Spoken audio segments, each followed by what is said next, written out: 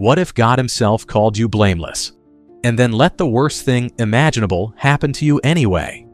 He had done everything right. He worshipped faithfully. He raised his children with care.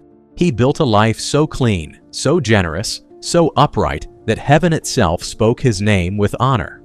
And then in a single day, it was all gone. His children, his wealth, his health, his future.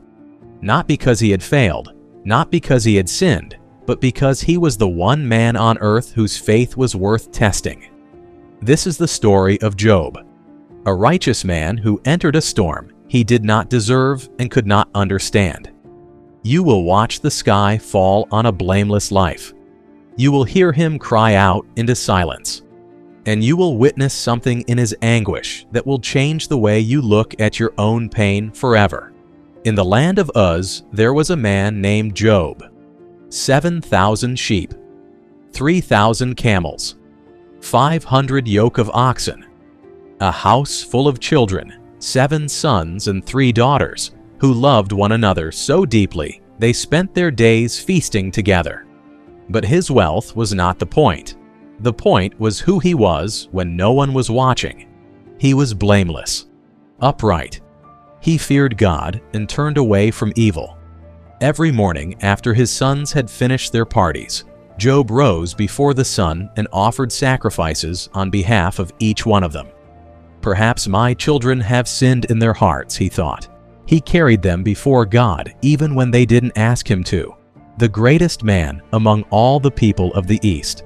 And somewhere above the clouds, his name was known. One day, the sons of God came to present themselves before the Lord. Among them came the adversary, the accuser. God spoke first. Have you considered my servant Job? There is no one like him. Blameless, upright, a man who fears God and turns from evil. The accuser's answer came cold and precise. Does Job fear God for nothing? You have built a wall around him. You have blessed everything he touches. Take it all away, and he will curse you to your face. Silence. Then God spoke. Very well, everything he has is in your power. Only do not lay a hand on the man himself. That night, Job slept peacefully in his house. He had no idea what had just been decided. It began with a messenger. The Sabaeans attacked. They took the oxen and donkeys. They killed all the servants. I alone escaped to tell you. Before he finished speaking, another arrived. Fire fell from the sky and burned up the sheep and the servants. I alone escaped to tell you. Before he finished speaking, another. 3 raiding parties of Chaldeans swept down on the camels. They killed the servants. I alone escaped to tell you. Before he finished speaking, a 4th man appeared. His face was different from the others. Your sons and daughters were feasting at your eldest brother's house. A great wind came from the desert. It struck all 4 corners of the house. They are all dead. I alone escaped to tell you. 4 messengers, 4 blows. Each arriving before the last had finished speaking, as though something had decided to dismantle his life piece by piece, and had chosen not to give him a single breath between the falling. Job stood. He had 10 children when the morning started. He tore his robe, he shaved his head, he fell to the ground, and he worshipped. Naked I came from my mother's womb, and naked I shall return. The Lord gave, and the Lord has taken away. Blessed be the name of the Lord. He did not sin.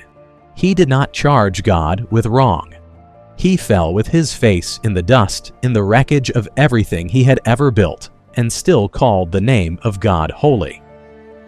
But the accuser was not finished. Skin for skin, touch his flesh and bones, and he will curse you to your face. God answered, Very well, he is in your power, but spare his life. Painful sores spread across Job's body, from the soles of his feet to the crown of his head. He sat down in the ash heap outside the city, the place where waste was thrown, the place where outcasts slept. He took a piece of broken pottery and scraped his own skin. The greatest man in the East, sitting in the garbage, his wife stood over him. Are you still holding on to your integrity? Curse God and die. Job looked at her. Shall we accept good from God and not trouble? He sat back in the ashes, alone. 3 friends came to comfort him: Eliphaz, Bildad, Zophar.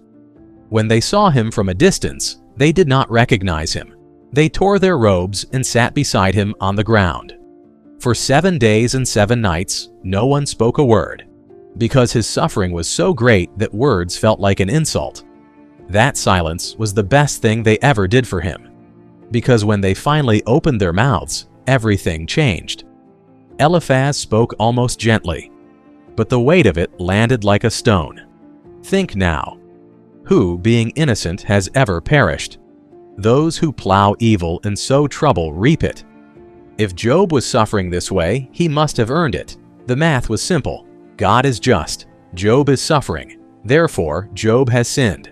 Bildad was more direct. Zophar was blunter still. They arrived with certainty. They used theology as a weapon against a broken man, and they were wrong. Job answered them, not quietly. The weeks of silence were finished. Why did I not die at birth? Why is light given to those in misery? I will not keep silent. I will speak in the anguish of my spirit. He was not cursing God. He was not denying God. He was being honest, and in the middle of his confusion, he held onto one thing. Even now, my witness is in heaven. My advocate is on high. He did not understand what was happening. He had no answers.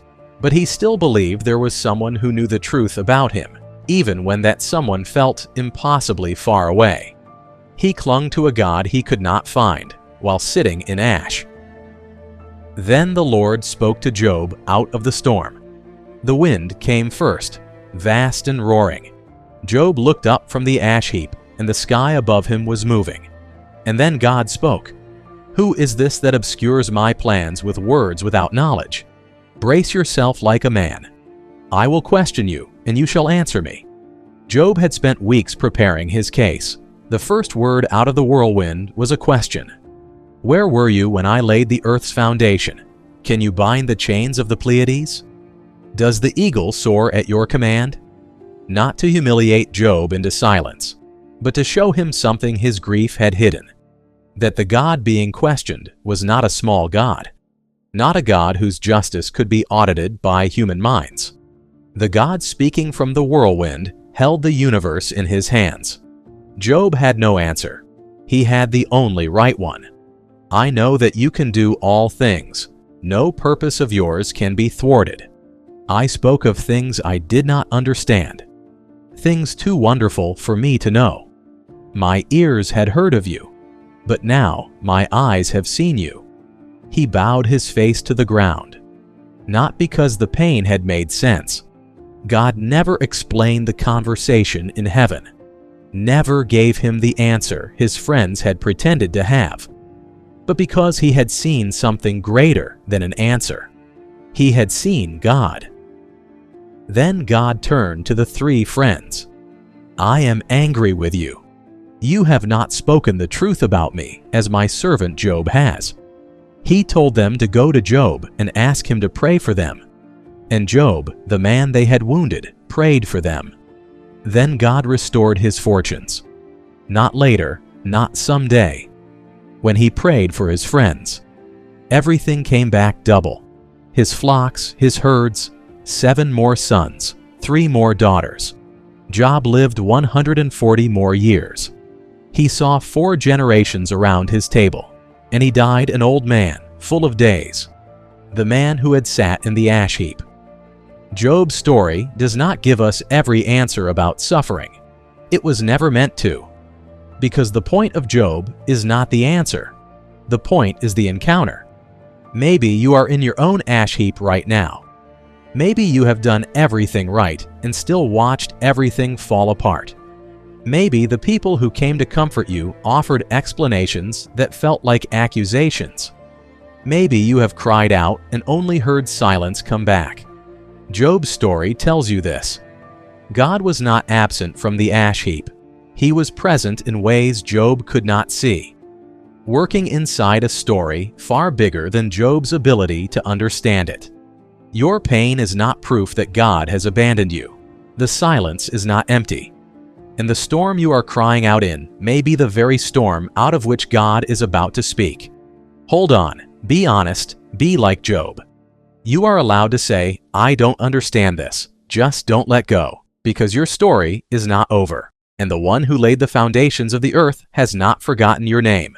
If this story touched your heart, please like, share, and subscribe